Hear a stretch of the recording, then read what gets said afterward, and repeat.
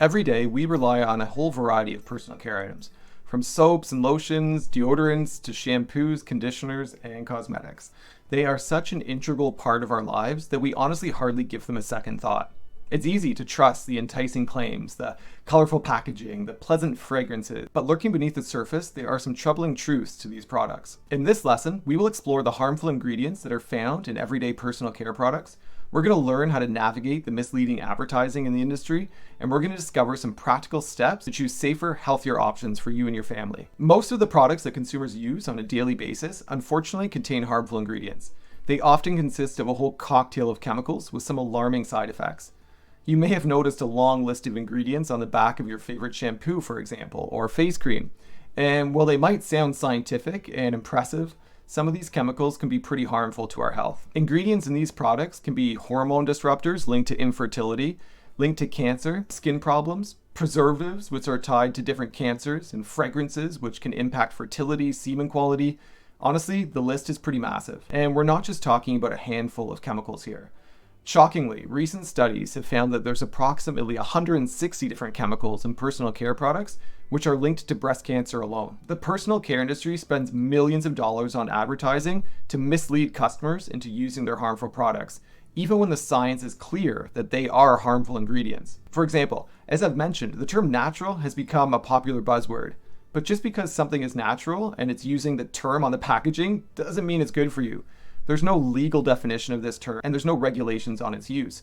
So when consumers see the word natural, they have expectations about the product, but they may be way off base considering what might be in that product. In addition, brands have also become skilled at hiding potentially harmful ingredients by citing them as trade secrets. So often incidental ingredients with no functional benefit to the product, but that could still cause you harm, are left off the product label. One such example is platelets, a group of chemicals found in a whole wide array of products, from personal care to home goods.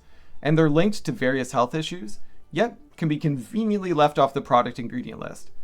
And in certain cases, brands can use unlimited amounts of platelets in their products with no testing, no monitoring, no labeling. Nothing. So what can you do? What are the next steps? Well, concerns have been raised by organizations like Total Environmental Center, EWG, Breast Cancer Fund, the Campaign for Safe Cosmetics, and even some governments. For example, the Danish government issued a warning to pregnant women advising against makeup use just to reduce exposure to hormone-disrupting chemicals. So they're doing a great job.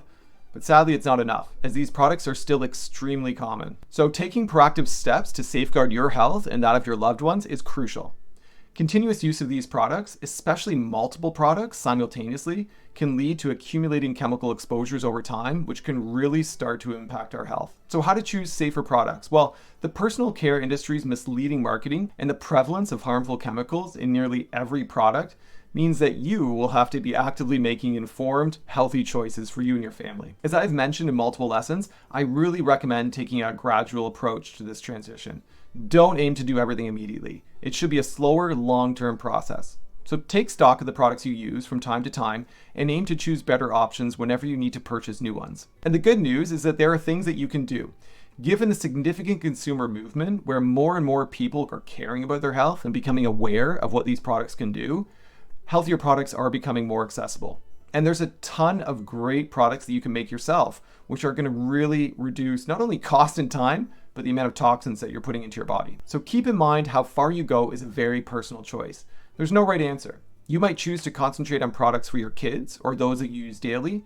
Perhaps you'll switch out products that have irritated your skin before, or you could aim to cut down on all toxins. Just do what feels right for you and make sure you're kind of biting things off in a manageable amount. So with that in mind, here are some guidelines to keep in mind. So generally, aim to reduce the amount of products that you use.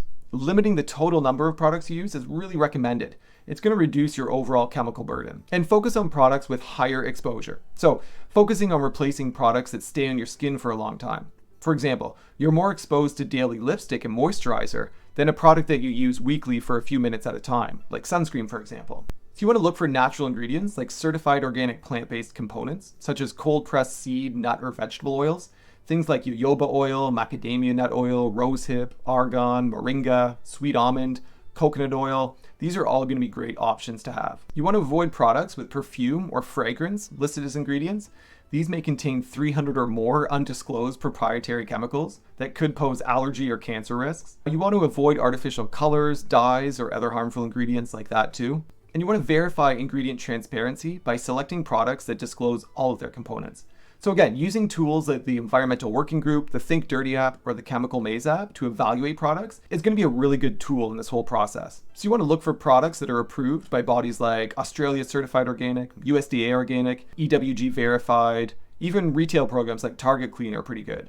However, some smaller products, just to keep in mind, might not be paying to get certified by some of these bigger organizations, but they still might be a great product. And that's when you have to look at ingredients specifically. Now, be more careful if you're pregnant or have children. You really want to avoid unnecessary chemicals on the skin or hair, so prioritizing safer alternatives here is going to be really important. Children are more vulnerable to chemical exposures just due to their developing bodies and limited detoxification capabilities. Check out the downloads to find our recommendations for some safe personal care products. And in the next lesson, we're going to go over the ingredients that you want to avoid in your personal care products.